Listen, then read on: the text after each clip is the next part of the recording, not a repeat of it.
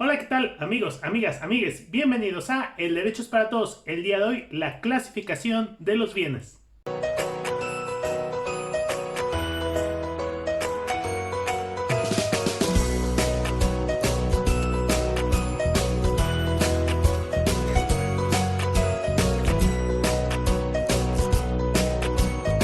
Para ejemplificar la clasificación de los bienes jurídicos, vamos a ir utilizando diversos objetos que tenemos aquí a la mano dentro de este estudio para clasificarlos. Y ahora sí, vamos con la clasificación número 1.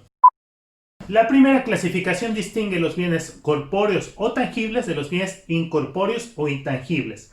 Los corpóreos o tangibles son aquellos que podemos percibir con los sentidos. Podemos decir que ocupan un lugar en el espacio.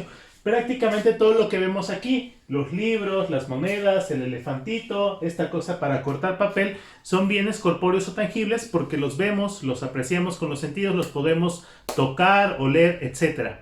En cambio, los bienes intangibles son más bien conocidos como derechos. Su valor no depende de algo que esté plasmado, sino depende de un activo intangible, que es el hecho de, por ejemplo, tener la exclusividad para utilizarlos.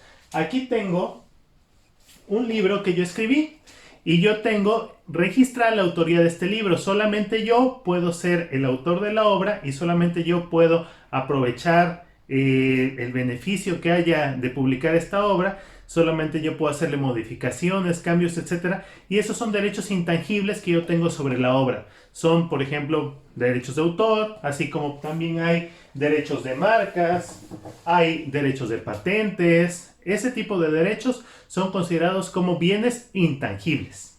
Esta clasificación de los bienes intangibles e intangibles nos permite distinguir la propiedad convencional de la llamada propiedad intelectual.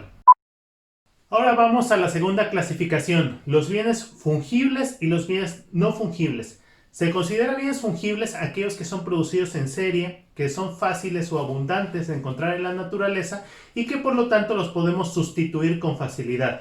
Tenemos aquí, por ejemplo, pues estos libros que se produjeron en una edición de la Universidad Veracruzana, pues por lo menos 1000 volúmenes por edición. Entonces, si se pierde uno, todavía es fácil conseguir otro. Por lo tanto, son bienes fungibles. Por otro lado, los bienes no fungibles son piezas únicas o escasas. Por lo tanto, son muy difíciles o imposibles de reponer en caso de que se pierdan. Por ejemplo, un vestido de un diseñador, una obra de arte, piezas que se vuelven de colección con el paso del tiempo. Y bueno, no tengo muchas cosas de ese tipo aquí, pero sí tengo esa pintura que la realizó un amigo. Por aquí les vamos a poner sus datos. Y esta obra de arte pues la realizó como pieza única, de hecho ya tiene bastantes años y por lo tanto se puede considerar jurídicamente como un bien no fungible. La clasificación de los bienes en fungibles y no fungibles tiene importancia jurídica práctica, ya que cuando se va a reparar el daño, si por ejemplo es un bien fungible, pues fácilmente podemos determinar cuánto cuesta y conseguir otro igual. Pero si es un bien no fungible, la reparación del daño se hace mucho más complicada porque este bien ya no se puede reponer. Otra clasificación es la que permite distinguir los bienes muebles de los inmuebles. Los bienes muebles son aquellos que se pueden trasladar de un lugar a otro de manera fácil sin afectarlos, pues por ejemplo un vehículo, un sillón, una televisión, que solamente los tomas, los cambias de lugar y no pasa nada. En cambio, los bienes inmuebles son aquellos que se encuentran adheridos al suelo o a otro inmueble con intención de permanencia, la casa en sí misma, el estudio en sí mismo, el terreno en sí mismo, o bien se encuentran adheridos a otro inmueble. Dentro de esta clasificación hay unos bienes que se mueven por sí mismos. Te la regalaron por 15 años. Ay, no manches, mira. Como por ejemplo este pequeño que se llama santo. Y también el ganado, las aves, etc. A ellos se les llama semovientes. Ojo con esta clasificación. Les doy unos segundos para pensar. Esta puerta, ¿qué tipo de bien sería? ¿Un bien mueble o un bien inmueble? Pues bien, la puerta, al estar adherida con una intención de permanencia al inmueble, se consideraría parte del inmueble.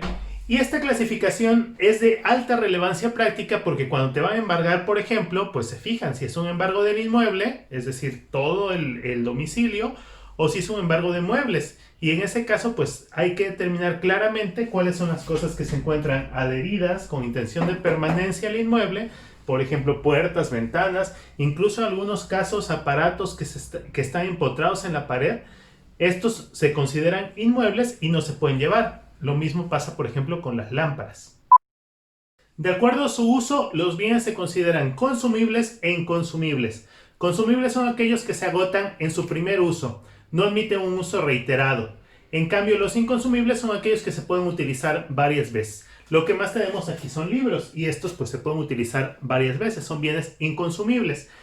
Consumible sería, por ejemplo, pues la comida, no porque se coma, sino porque se agota en su primer uso. Los combustibles, porque la primera vez que los ocupas ya no los puedes volver a ocupar.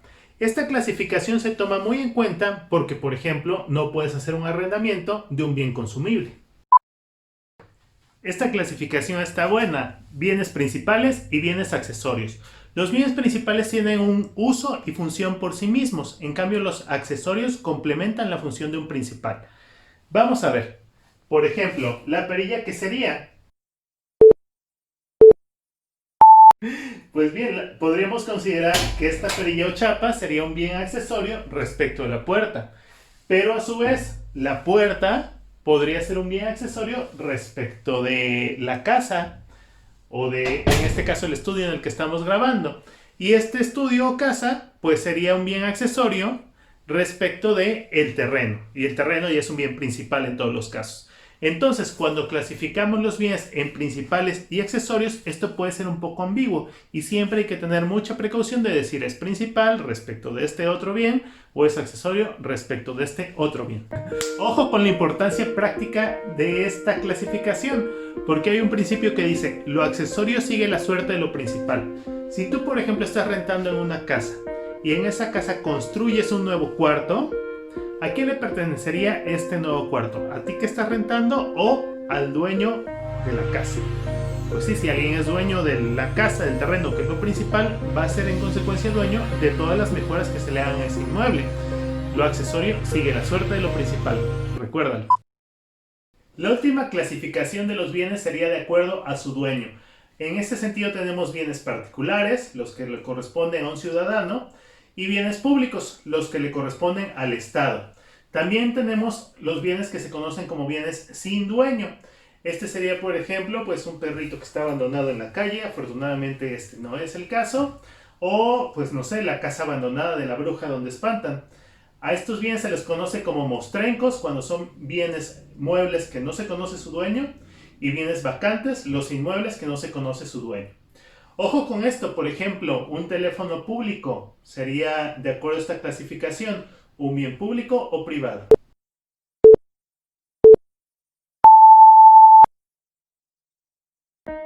Efectivamente, los teléfonos públicos son de una empresa privada y por lo tanto son públicos en el sentido de que cualquiera los puede utilizar, pero jurídicamente son bienes particulares. Y vamos a cerrar este video haciendo un pequeño ejercicio. Vamos a tomar algunos bienes que están por aquí y tú en la caja de comentarios puedes anotar cuáles son las clasificaciones que le corresponden a este bien. Por ejemplo, pues no sé, esa estatuita que tenemos por ahí. Otro bien que podemos clasificar, aunque afortunadamente las leyes están cambiando en este sentido, para que los animalitos domésticos no sean considerados bajo el mismo régimen jurídico que cualquier cosa. Pero bueno, para este efecto podemos utilizar como ejemplo al pequeño santo. Clasifiquémoslo. Finalmente vamos a clasificar no el libro, sino los derechos de autor que yo tengo sobre esta obra. ¿Cuáles clasificaciones de bien jurídico le corresponden? Pues bien amigos, eso ha sido todo por hoy. Recuerda comentar la clasificación de los bienes que pusimos como ejercicio y yo le voy a dar un me encorazona a aquellos que lo hayan realizado correctamente.